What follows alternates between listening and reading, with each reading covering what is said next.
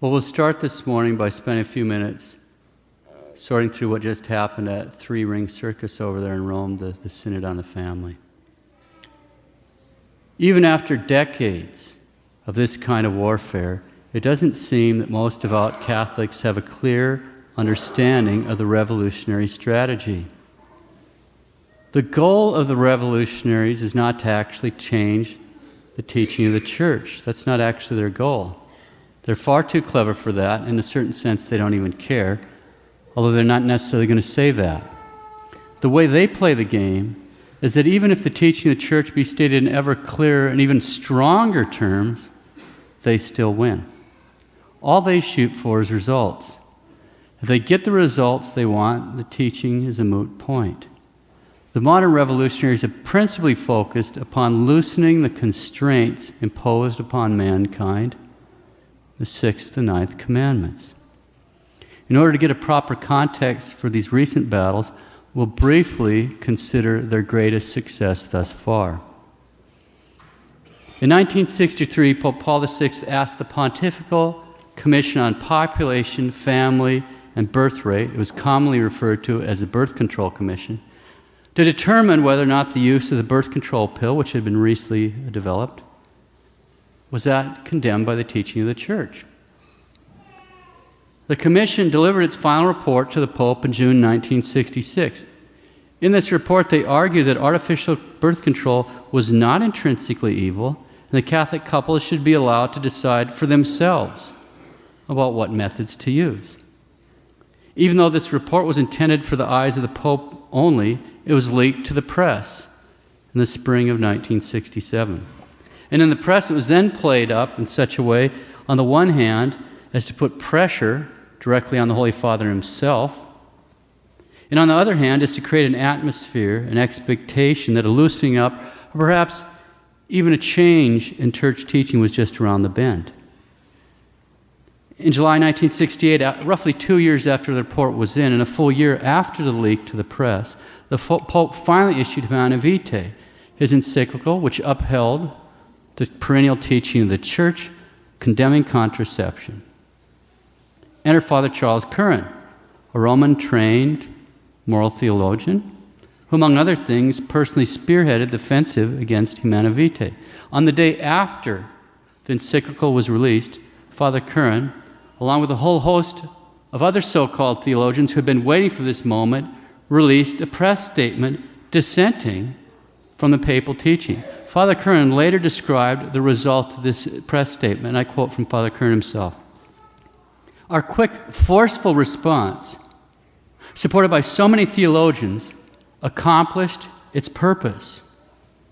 The day after the encyclical was promulgated, American Catholics could read in their morning papers about their right to dissent and the fact that Catholics could, in theory and in practice, disagree with the papal teaching and still be loyal Roman Catholics. Close quote, Father Charles Curran. Well, here we are. By the way, he goes to Mass at a parish not far from here. He needs your prayers. Keep him in your prayers. This man needs prayers. Okay, so what happened? Did the teaching of the Church change? No, of course not. It's not going to, and it can't. But in spite of that, the revolutionaries have had a spectacular victory by any way you want to measure it. Remember, their goal is not to change the teaching of the Church. Their goal is to change behaviors, the practice. All they're shooting for is results. A Gallup poll done in May of 2012 gives us some idea of just how successful they've been. 82% of U.S. Catholics say birth control is morally acceptable, close quote. 82% of Catholics dissent from the teaching of the Church.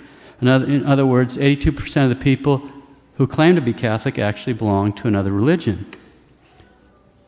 But we don't need Gallup polls to figure this out. Just visit your average Catholic parish at any Sunday Mass and take a look around at the size of the families. I'd be really surprised if the percentage of priests and bishops were a lot higher than 82%. After all, when's the last time you heard of a bishop or a priest speaking out on contraception? When's the last time you heard of a bishop writing a pastoral letter to his flock about contraception? Guilty silence from the pulpits, guilty silence from the chanceries. So the revolutionaries' tactic is to make a clever use of the secular press and theologians, manipulate the situation to create an atmosphere, an expectation, the loosening up or perhaps even a change in church teaching is just around the bend, and by this means to change the beliefs and ultimately the behaviors of the faithful. And don't make any mistake, this victory, the stunning success of the revolutionaries to convince the average Catholic that birth control is morally acceptable, this has flung open the sewers from which this whole toxic culture of death has burbled forth. There's a diabolical logic that flows from accepting the use of contraception. If a society believes that contraception is morally acceptable, then obviously it follows that the marital act isn't going to be seen as really being ordered towards babies. And if the marital act isn't really ordered towards babies, then it's basically just some sort of recreational activity. And if it's just some sort of recreational activity, then should a baby be conceived, it's not particularly surprising that a couple might go, hey, where did that come from? I didn't sign up for this. And then turn to emergency contraception to get rid of the baby. The more common word for emergency contraception in our society is abortion. That's exactly the role abortion plays in our society. We want to have a party and no babies are invited. And if this is seen as simply a recreational activity without being ordered towards babies as a finality, well, at that point, there's a lot of possibilities. Anything and everything goes. Married, unmarried, perversions, you name it. When the general mass of people have adopted a contraceptive mindset, then the whole concept of marriage itself becomes unintelligible. Why shouldn't everyone be able to express themselves in this way with whomever or whatever they choose? It's just a recreational activity. Who are you to judge? Now, what does any of this have to do with a synod? It has everything to do with the synod. Everything. But before we get into that, let's pause for a minute to make sure we're grounded in a correct Catholic understanding of certain aspects of the papal office. We'll briefly consider a few brilliant and slightly edited observations made by Father John Hunwick. Quote, "A Catholic is obliged to be in communion with the See of St. Peter. One is under no strict obligation to like the currently reigning pontiff, nor to agree with him, nor to think that he's a man of prudence, although I think it is a mark of the Catholic way of thinking to give him the benefit of any doubt. You have to be in communion with him and to accept anything he defines as cathedra to be the teaching of Christ. When in his ordinary magisterium he affirms the Church's teaching, and Francis has done a lot of that, you are thankful for it." Let's just pause for a moment, make sure everybody understands what we just meant when we read that from that last sentence, okay? We only have time for a little thumbnail sketch today. The Pope has different levels at which he can teach. Only two of those are infallible. First is extraordinary infallible papal magisterium. That's when he teaches ex cathedra. We can tell an ex cathedra statement by the presence of 4 notes. There's 4 notes in every one of these statements. Number 1, he's teaching by virtue of his apostolic authority, and he'll say so. Number 2, on a matter of faith or morals. Number 3, with intention of making a definite decision. Number 4, to be held by the whole Church throughout the world. That would be an act of his extraordinary, infallible papal magisterium. Examples would be like when Pius XII defined the dogma of the Assumption in 1950, or the canonization of saints. For example, the canonization of St. John the 23rd and St. John Paul II recently. The second mode of infallible teaching of the Pope is when he exercises ordinary infallible papal magisterium. In this case, he repeats what was held always and everywhere by all Orthodox teachers of the faith. Examples would be when the Pope condemns contraception or states women can't be priests. Now, with all that in mind, it is a complete misunderstanding of the office to think the Pope is infallible every time he teaches, preaches, or exercises office. Blessed John Henry Newman comments on that very point. Quote, "A pope is not infallible in his laws, nor in his commands, nor in his acts of state, nor in his administration, nor in his public policy," close quote. And then the Blessed asks, quote, "Was St. Peter infallible on that occasion at Antioch when St. Paul withstood him? Was St. Victor infallible when he separated from his communion the Asiatic churches? Or Liberius when in like manner he excommunicated St. Athanasius? And to come to later times was Gregory XIII when he had a medal struck in honor of the Bartholomew Massacre? No Catholic ever pretends that these popes were infallible in these acts." Close quote, Blessed John Henry Newman. Back to Father Hunwick. You have to be in communion with the Pope and accept anything he defines ex cathedra to be the teaching of Christ. When in his ordinary magisterium he affirms the Church's teaching, and Francis has done a lot of that, you are thankful for it. When you have a problem with some word or action, you lean over backwards to see it in the best possible light. But your duties of faithfulness to Christ do not mean that you have to be pathologically fawning towards whoever happens to be the current Bishop of Rome. One thing that I very much like about this pontiff is the encouragement he has given people to speak the plain truth, boldly without fear or favor. If we fail to accept this gracious invitation, we have no one to blame but ourselves. Close quotes. So being the vicar of Christ does not guarantee the popes, the bishops of Rome, will be holy or prudent or wise or competent as they ought to be. And it certainly does not mean that everything they teach will be infallible. We'll make all those distinctions much clearer at a later date.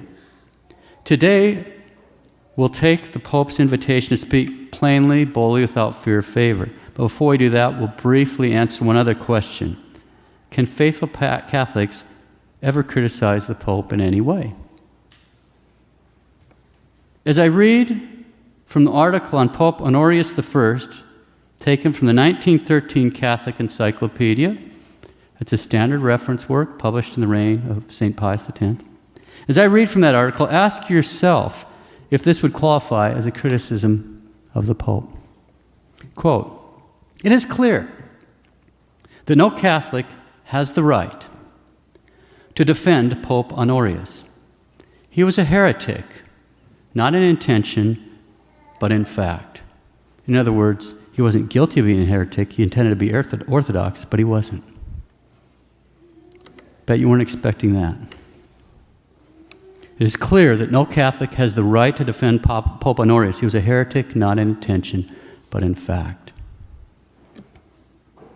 Now, obviously, when speaking to the Pope, the fourth commandment applies and in spades. If you can't backsass your dad without sin, how much less the Holy Father? You have to tread lightly. But that being said, yes, with all due respect being observed, and it has to be observed, we can speak in these terms of the Pope without sin. It's unpleasant. Speaking personally, it fills me with great sorrow. I will be as dispassionate, as clinical as possible, but I'm going to take the Pope's invitation to speak plainly, boldly, without favor or fear regarding this synod. Now, for anyone interested in the gory details, probably the best article is by Sandra Magister. You know, there's a lot of this whack job stuff out there. Don't waste your time with it. You'll confuse yourself or scandalize yourself. Probably the best article is by Sandra Magister. It's called The True Story of the Synod, Director, Performers, Assistants. It's on the Chiesa website. He's an Italian journalist, but there's an English option. Okay. We're only going to hit a few of the high points. We're certainly not going to get into much detail. Okay, by now everyone is well aware that on October 13th, a document was suddenly released to the press by the Synod. This document, called the Relatio, contained paragraphs speaking of the gifts brought to the Church by those with San Francisco orientations and also of communion for the divorced and remarried. These two ideas were first floated in a general way on July 28th of last year at a press conference given by the Holy Father himself, when he made his now very well-known remark, slightly edited, quote, "If a person is perversely oriented and seeking the Lord has good will, who am I to judge?" Close quote. And he also breached the marriage practice of the Eastern Orthodox. Now, Eastern Orthodox, you can trade your wife in on a new model. You get 3 runs at it. And so here's the Pope. Quote, "The Orthodox give a second chance of marriage, they allow it. But I believe that this problem must be studied within the context of the pastoral care of marriage." Close quote. Then in preparation for the Synod on the Family, a questionnaire was distributed worldwide, which included specific questions regarding perverse unions and communion for the divorced and remarried. The obvious and unsurprising result of both the Pope's remarks, and this questionnaire especially, was to start to shape and mold public opinion in such a way as to suggest these questions that could be considered open, not only in theory, but also in practice. In February, the Pope then appointed Cardinal Kasper to give a talk to the cardinals who were gathered in Rome. Now, in the 90s, Cardinal Kasper was already promoting the idea of giving communion to the divorced and remarried. Many cardinals opposed the talk. The Pope said that Cardinal Kasper's theology was, quote, "profound theology done on one's knees," close quote. Kasper has consistently claimed that he coordinated with the Pope, but he's a shameless liar, so we can take that for whatever it's worth. In response to Kasper's evil proposals, the Congregation for the Doctrine of Faith planned to publish an opposing presentation by a prominent cardinal. But the publication of that text was vetoed by the Pope.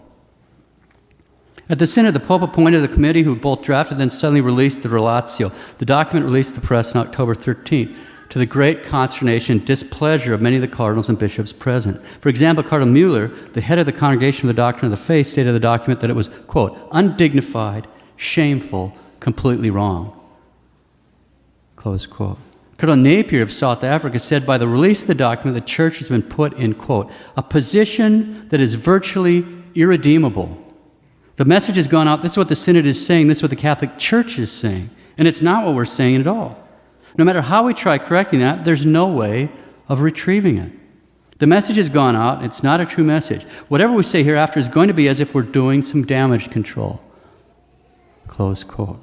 Cardinal Burke stated, quote, "Well, the individual interventions of the Synod Fathers are not published. Yesterday's Relatio, which is merely a discussion document, was published immediately, and I'm told even broadcast live. You do not have to be a rocket scientist to see the approach at work, which is certainly not of the Church. Well, the document in question purports to report only a discussion which took place among the Synod Fathers, and in fact advances positions which many Synod Fathers do not accept, and I would say, as faithful shepherds of the flock, cannot accept." Close quote. Cardinal Burke. "The Pope, more than anyone else, as the pastor of the Universal Church, is bound to serve the truth. The Pope is not free to change the Church's teachings with regard to the immorality of perverse acts, or the insolubility of marriage, or any other doctrine of the faith." Close quote. We all owe a great debt of gratitude to those cardinals who defended the faith in such trying circumstances up there, most especially Cardinal Burke, Cardinal Pell, and Cardinal Mueller.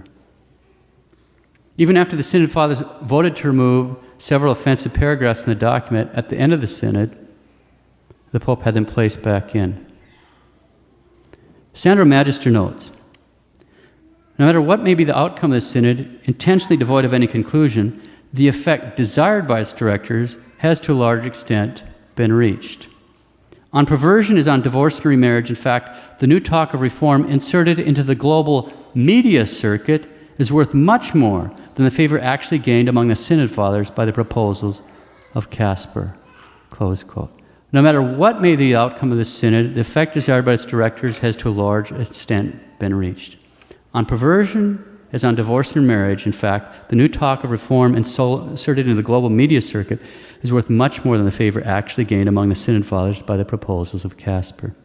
Again, we see the exact same tactics as those employed in the battle over Humanae Vitae, making a clever use of secular press and the theologians, manipulating the situation to create an atmosphere, an expectation of a loosening up or perhaps a change in church teaching just around the bend, with the goal of changing the beliefs and ultimately the behaviors of the faithful. And the revolutionary results are already starting to come in, not just in the media, but in the chanceries. I quote, "In comments about the Vatican Synod on the Family this week, Martin Curry, the Archbishop of St. John's in Newfoundland, stated, 'Hopefully you can find some accommodation where San Francisco unions are accepted and respected and they can have a part in the church life.'" Close quote. So here we are. As we all know, the Catholic Church is a mystical body of Christ. And in some mysterious way, the life of the Church shares in and goes through the various events of the earthly life of her head. In my opinion, and that's all it is, we're now in the Passion of the Church. As I reflect on the events of the Synod, I think the specific point of the Passion we're currently experiencing is the denial of Peter. One more thought. One of the most startling aspects of these events is the date the Relatio was released, October 13th. It was the 97th anniversary of the miracle of the sun, and the 41st anniversary of the proved apparition of Our Lady to Sister Agnes Sasagawa at Akita, Japan. There's a lot to think about there.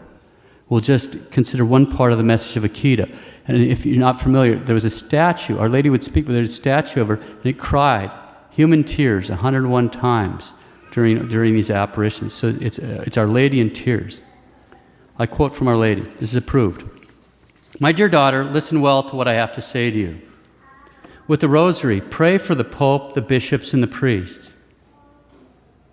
The work of the devil will infiltrate even into the Church in such a way that one will see cardinals opposing cardinals, bishops against bishops. The priests who venerate will be scorned and opposed by their confreres. Churches and altars will be sacked. The Church will be full of those who accept compromises, and the demon will press many priests and consecrated souls to leave the service of the Lord. The demon will be especially implacable against souls consecrated to God. The thought of the loss of so many souls is the cause of my sadness. With the rosary, pray for the Pope, the bishops, and priests. The work of the devil will infiltrate in the Church in such a way that one will see cardinals opposing cardinals, bishops against bishops. The priests who venerate me will be scorned and opposed by other priests. Churches and altars will be sacked. The Church will be full of those who accept compromises, and the demon will press many priests and consecrated souls to leave the service of the Lord. Okay, whatever you do, besides praying your rosary, don't let yourself be scandalized. Remember that being scandalized means allowing another's actions or words to lead you into sin. Okay? It's especially important that we don't allow ourselves to be scandalized by anything the leaders in the Church do, be it a priest, be it bishops, be it cardinals, or even the Holy Father himself. Because if we allow ourselves to be scandalized by those things, that can easily damage our faith or even cause us to lose our faith. Don't let yourself be scandalized. They can't change anything that is essential to salvation. Things could get pretty rough, but it won't be impossible. Stay on board. We're in a storm. You don't jump off the ship into the waves when you're trying to ride out a storm. Now, before leaving this unpleasant topic, let's reflect on some thoughtful comments we've heard before. They were written by Frank Sheed during the terrible chaos that followed the council. Frank Sheed. In the criticisms uttered by many, there's a failure to see Christ as the whole point. So much in the daily running of the Church they find depressing. This priest or that cares for nothing but money. The hierarchy know nothing of the emotional and intellectual problems which are eating away at their people's faith. The Curia is simply a bureaucracy using every trick to hold on to its power. As for the Pope, it all adds up to the institutional Church, with so many wondering if their spiritual integrity will permit them to remain in it. But institutional Israel, the chosen people as the prophets show it, was even worse than the harshest critics think the Catholic Church.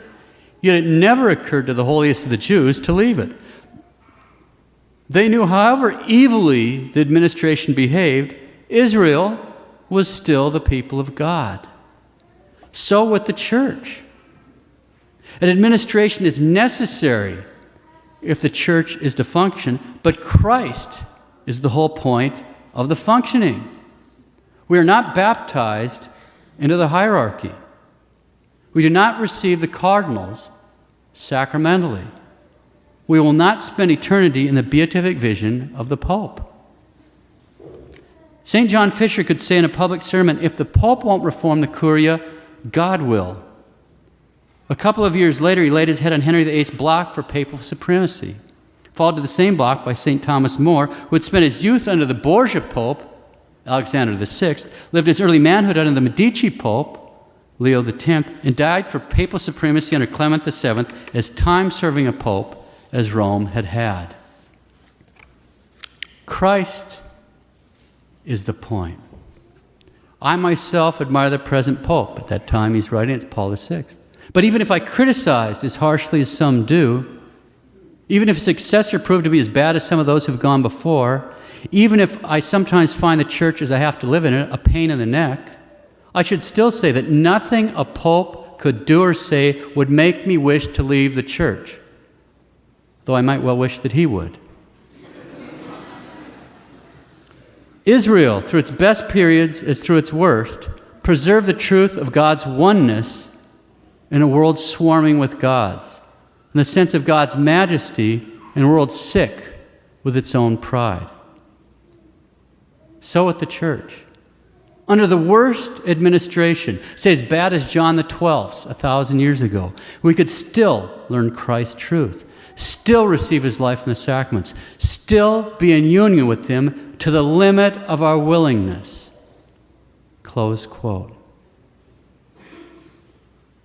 In the criticisms uttered by many, there's a failure to see Christ as the whole point. We're not baptized in the hierarchy. We do not receive the cardinals sacramentally. We will not spend eternity in the beatific vision of the Pope. Nothing a Pope could do or say would make me wish to leave the church, though I might well wish that he would. Under the worst administration, we could still learn Christ's truth, still receive his life in the sacraments, still be in union with him to the limit of our willingness. Christ is the point. No matter how bad it gets, we can still receive Christ's life in the sacraments. We can still be in union with him to the limit of our willingness. We can still learn Christ's truth. Here we are immersed in this atmosphere of lies and manipulation in our society, and even to a certain degree in our own beloved church, but we can still learn Christ's truth. Christ our Lord told us that the truth would set us free. Each one of us needs to ask himself, am I open to the truth? No matter how painful it might be to me personally? Do I really want to see the truth? Or am I living in a reality of my own? Pontius Pilate asked, what is truth? With truth looking him right in the eyes. Have I imitated him and closed off my heart and mind to Christ's truth in any way, be it ever so small? In Luke 2:35, the prophet Simeon tells Our Lady that a sword of sorrow will pierce her soul, that out of many hearts, thoughts may be revealed. Each one of us needs to ask himself, if the thoughts of my heart were revealed right now, what would everyone see? Who or what is ruling in my heart? Is it money or possessions? Is it the love of pleasures? Is it a desire for honor, or fame, reputation? Is it a desire for power? Is it me? Have I made myself an idol? If the thoughts in my heart were revealed right now, what would everyone see? Who is the king of my heart? If it isn't Christ, the most gentle and loving of kings, if it isn't Christ, then open your heart and invite him in.